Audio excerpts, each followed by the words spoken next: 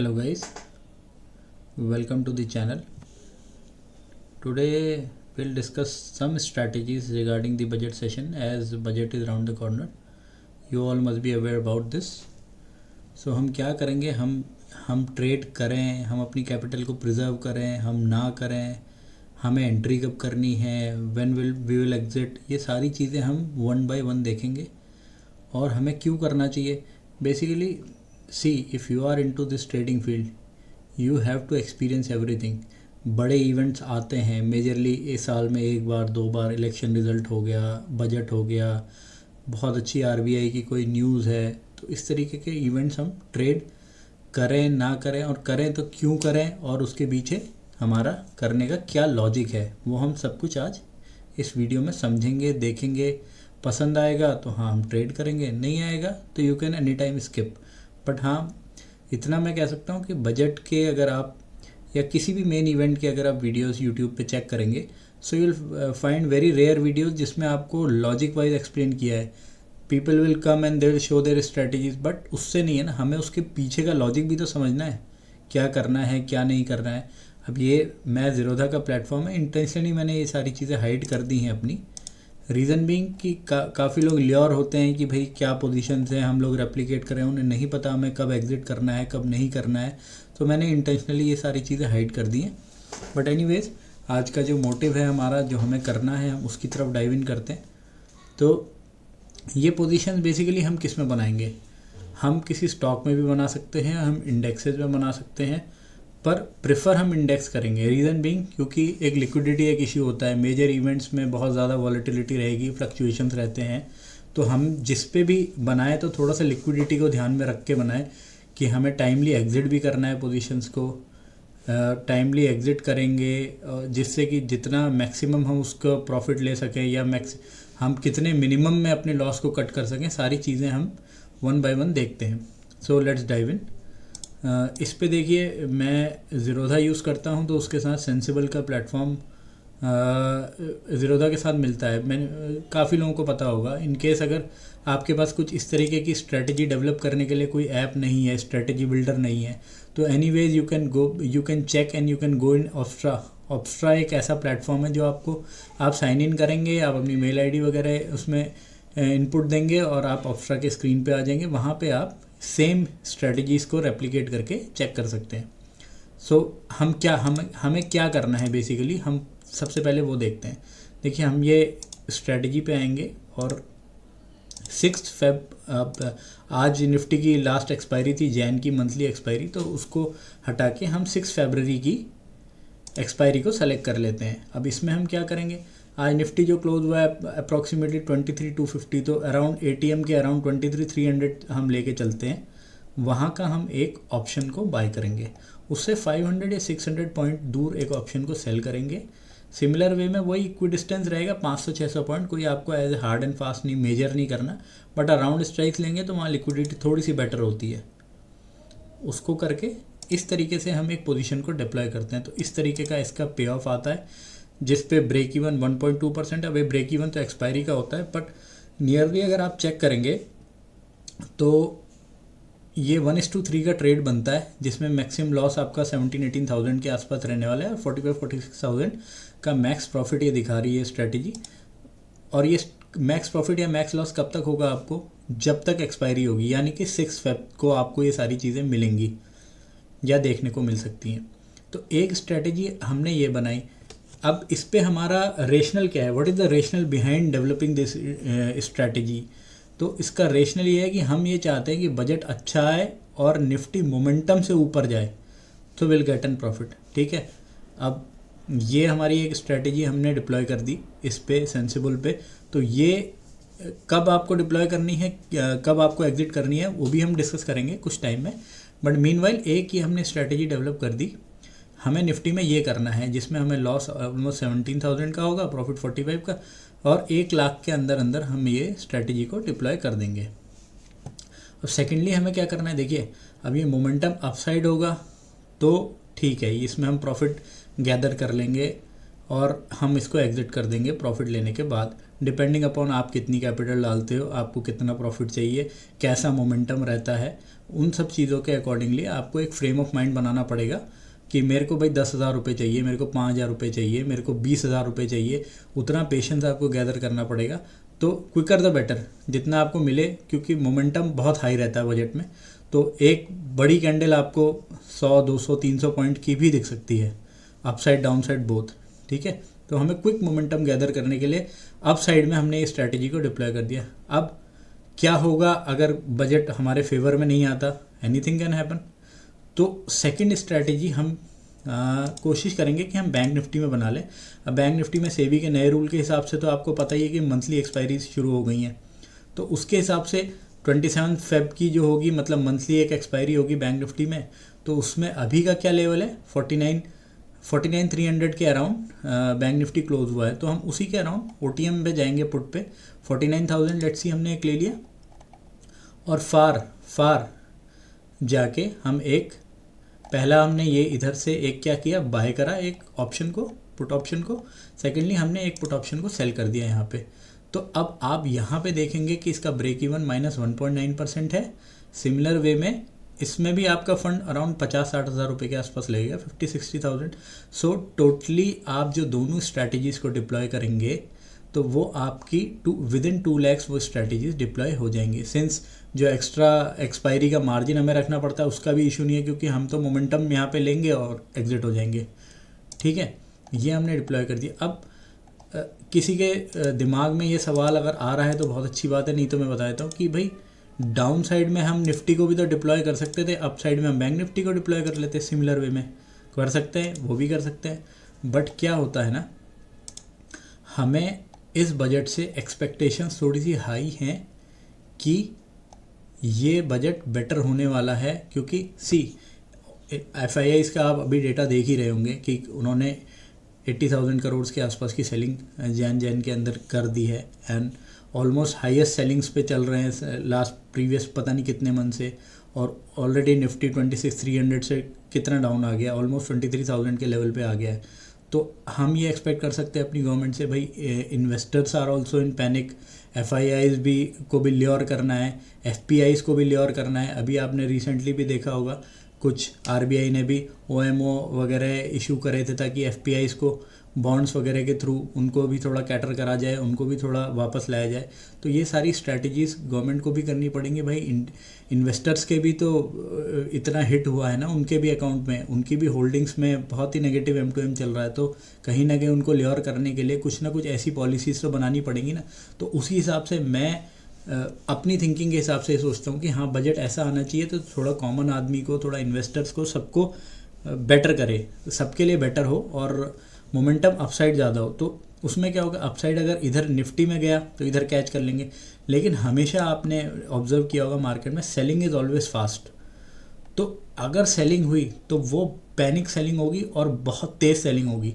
तो उसके लिए हमने बैंक निफ्टी को चूज़ किया है ताकि हमारा यहाँ पे आप मैक्स प्रॉफिट देखेंगे ज़्यादा है, सब कुछ प्रोबेबिलिटी ज़्यादा है। इन केस अगर अपसाइड जाता है तो ये मंथलीज़ में है, इतनी जल्दी ऑप्शन डिके नहीं होंगे, लॉस कम होगा, उधर से हम निफ्टी से कवर कर लेंगे। बट अगर डाउन साइड जाता है तो निफ्टी में हमारी कैपिंग है ही यहाँ पे मैक्स लॉस की, तो उधर से हमें एक रिलीफ बैंक निफ्टी दे देगा समहाउ।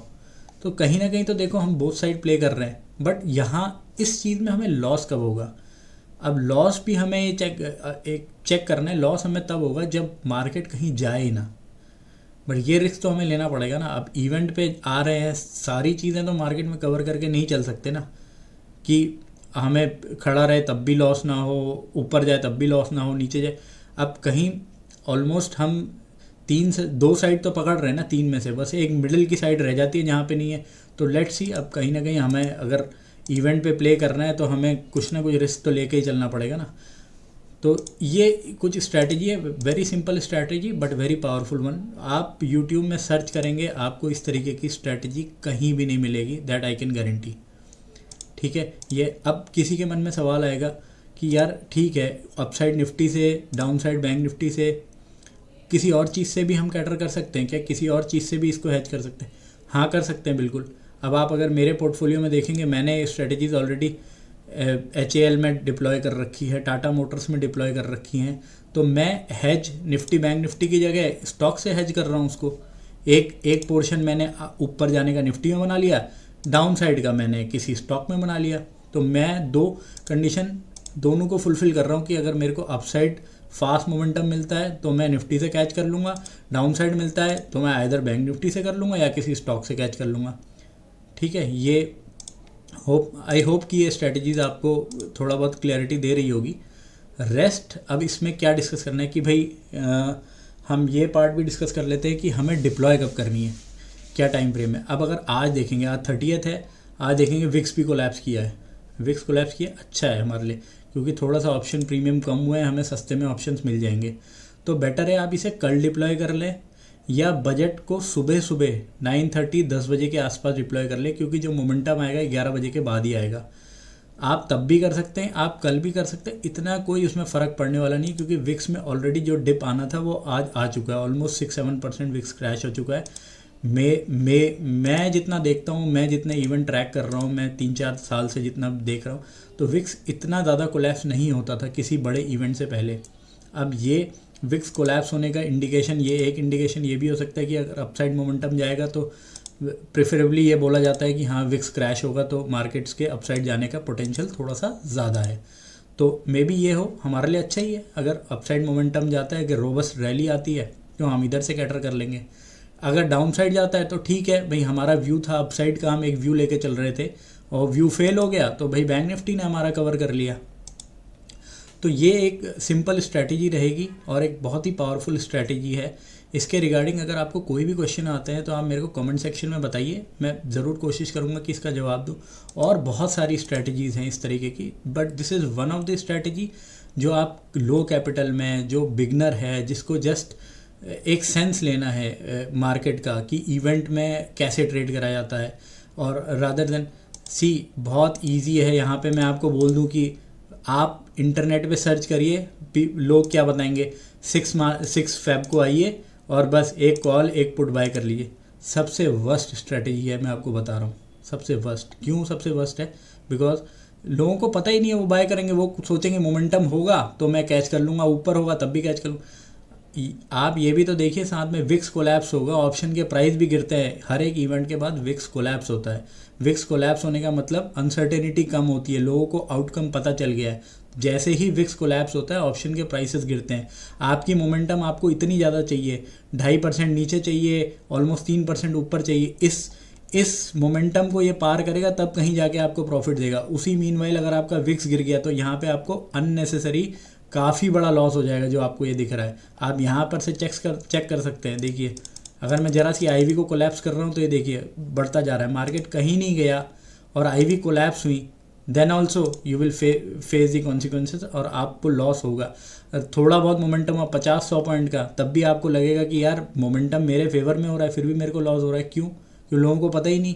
वहाँ पे यहाँ पे इंडिया विक्स गिरेगा, वोलेटिलिटी कम होगी, विक्स गिरेगा, ऑप्शन के प्राइस डिके होंगे और मार्केट वहीं का वहीं रहा, ऑप्शन के प्राइस डिके हुए, आप अननेसेसरी लॉस को काउंटर करेंगे।